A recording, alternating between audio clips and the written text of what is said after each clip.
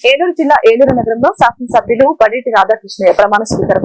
అమరావతి నుంచి ఏలూరులోని సత్రంపాడులో ఉన్న అంబికాదేవి ఆలయం వద్ద నుంచి వందలాదిగా కార్యకర్తలు టీడీపీ అభిమానుల సమక్షంలో బడేటి చంటి విజయోత్సవ యాత్ర వైభవంగా జరిగింది.